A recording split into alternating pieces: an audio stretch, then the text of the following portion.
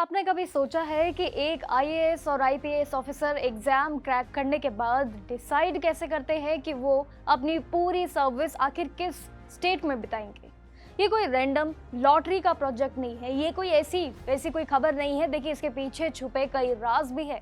एक बहुत ही कॉम्प्लेक्स और एक काफी देखा जाए तो मिस्टीरियस ऐसे कैडरे एलोकेशन सिस्टम बनाया जाता है, और वो आखिर क्या है, ये भी हम आज के इस वीडियो में जानेंगे। देखिए, इसमें ट्रेनिंग खत्म होने से लेकर पहले के जितने भी उम्मीदवार हैं उनके बीच हमेशा से एक सस्पेंस हमेशा से मचा हुआ रहता है, सिर्फ और सिर्फ इसी सवाल को लेकर कि क्या मुझे मेरा होम स्टेट मिलेगा या फिर किसी अनजान राज्य में जाकर मुझे ड्यूटी निभानी होगी। आखिर मेरा राज्य क्या होगा और मेरी प्रक्रिया क्या होगी, ये बड़ा सवाल रहता है सभी के लिए। लेकिन पूरी प्रेफरेंस, रैंक और कैटेगरी पर कॉम्बिनेशन काफी बड़ा जरूर माना जाता है। चलिए अब इस पर्दे को उठाते हैं और जानते हैं इस पूरे सस्पेंसफुल और पूरे कैडरे एलोकेशन के बारे में। आखिर ये सीक्रेट फॉर्मूला क्या है जो तय करता है कि अगर अफसर की मंजिल कहां तक जाएगी। देखिए, आईएएस और आईपीएस ऑफिसर की पोस्टिंग का नए सिस्टम अब पहले से काफी ज्यादा बदल गया है, समय रहते रहते बदलेगा भी। लेकिन इसे समझना किसी थ्रिलर फिल्म की तरह ही है, जैसे कि स्क्रिप्ट लिखना, बल्कि इसके साथ साथ मोड पर नए नए ट्विस्ट को भी देखना। पहले के जमाने में जहां पर सिर्फ 5 जोन्स होते थे, लेकिन अब नई जो पॉलिसी आ चुकी है समय रहते, वो उसके मुताबिक पूरे इंडिया के 25 कैडरे जो है चुने जाते हैं अलग अलग ग्रुप्स में, जैसे कि 1, 2, 3, 4, और इसी 1, 2, 3, 4 ग्रुप के डिवाइड करते हुए, ताकि एलोकेशन प्रोसेस को और भी ज्यादा बैलेंस्ड बनाया जा सके और सभी उम्मीदवारों को बराबर ही हक मिले। देखिए, जब कोई उम्मीदवार यूपीएससी क्रैक करते हैं तो उन्हें रैंक के साथ साथ अपनी पसंदीदा के ग्रुप्स और साथ ही फिर उनके जो अंदर आने वाले सिस्टम कह लीजिए, यानी कि स्टेट्स की जो प्रायोरिटी, वो बनती हुई नजर आती है। लेकिन असली खेल तब शुरू होता है जब साइकिल सिस्टम और साथ ही रोस्टर अपना दोनों तरीके से काम करना शुरू करता है। देखिए, इस पूरे सिस्टम में रैंक्स को 25 से लेकर 25 के बैचेस के बीच रखा जाता है, यानी कि 25-25 के गैप में, ताकि जो पक्का हो सके उनका फॉर्मूला वो बिल्कुल दिखे। रैंकर्स किसी वीआईपी स्टेट या फिर जोन में बराबरी का हकदार बन सके, और बल्कि पूरे देश में भी अब टैलेंट का जो इसमें बंटवारा है वो बिल्कुल बराबरी का हो, यानी कि अलग अलग पोजीशंस ना हो। लेकिन असली खेल तब शुरू होता है जब साइकिल सिस्टम और रोस्टर अपना काम करना शुरू करते हैं। देखिए, ये दोनों ही काफी पावरफुल है। इस सिस्टम में रैंक्स को 25-25 के बैचेस में देखा जाता है, बांट दिया जाता है, ताकि ये जो है पक्का हो सके कि सारे टॉप रैंकर्स किसी से भी वीआईपी स्टेट या फिर जोन में बाहर न जाए, और बल्कि ये पूरे देश में भी अब लागू हो चुका है, जो कि टैलेंट का बंटवारा बिल्कुल बराबरी का बना रहे।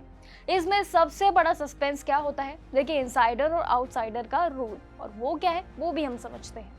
देखिए, जिसमें वैकेंसी 1 जनवरी से लेकर काउंट की जाती है, और ये नियम अनुसार भी किसी भी स्टेट कैडरे में आउटसाइडर्स या फिर रेशो इनसाइडर से ज्यादा किया जाता है, ताकि एडमिनिस्ट्रेटिव जो है पूरी डाइवर्सिटी इस बीच बनी रहे।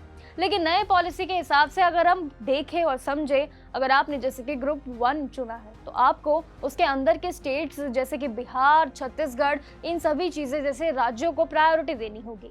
लेकिन आपको जो फाइनल एलोकेशन जो आपकी कैटेगरी के अनुसार रहेगा, जैसे कि अगर आप जनरल, ओबीसी, एससी, एसटी के हैं, तो ये रैंक और उसी स्टेट में खाली सीट्स के जो है फॉर्मुलेशंस और कॉम्बिनेशंस पर ही डिपेंड करेगा।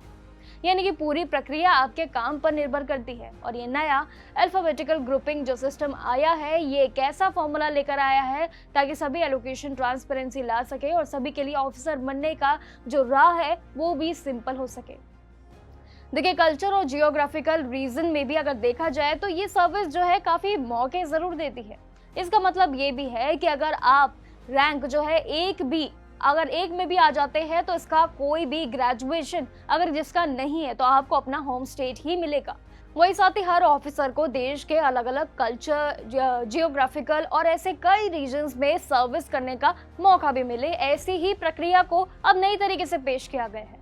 देखिए, इसका सिंपल मतलब भी ये है कि अगर जैसे मान लीजिए आप रैंक 1 में आते हैं, तब भी इसकी कोई भी ग्रेजुएशन अगर आपने नहीं की है तो आपको अपना होम स्टेट ही मिलेगा, ये तय कर लीजिए। क्योंकि ये पूरा सिस्टम जो है वो देश पहले का फॉर्मूला, जी हाँ, नाम देश पहला ही है, और इसी फॉर्मूले के अनुसार जो है एडमिनिस्ट्रेटिव पूरी जरूरत अनुसार प्रक्रिया बनाती है, और एक अफसर को सच में ऐसी प्रक्रिया में इंडियन सर्विस ऑफिसर जरूर बना भी देती है।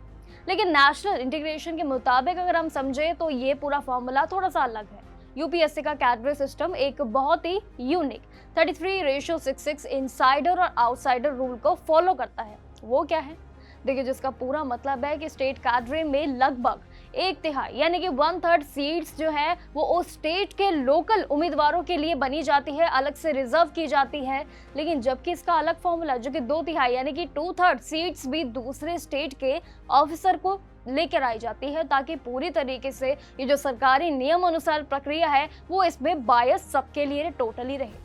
देखिए, आपकी रैंक भी काफ़ी ऊंची हो सकती है, आप अपने होम स्टेट को चुन सकते हैं, टॉप प्रेफरेंस भी दे सकते हैं, लेकिन इसमें होम कैडरे जो मिलना बिल्कुल नामुमकिन भी ज़रूर होता है। लेकिन ये पूरी तरीके से वैकेंसियाँ और इन सब चीज़ों पर डिपेंड भी बाखूबी करती है। इस पूरे एलोकेशन प्रोसेस की बात करें तो उसका फाइनल अथॉरिटी जो सेंट्रल मिनिस्ट्रीज के पास होता है वो एक बेहद बड़ा रोल होता है। आईएएस ऑफिसर के लिए department of personal and training यानी कि डीओपीटी जो होता है, इसमें भी काफ़ी बड़ी जिम्मेदारियां होती हैं।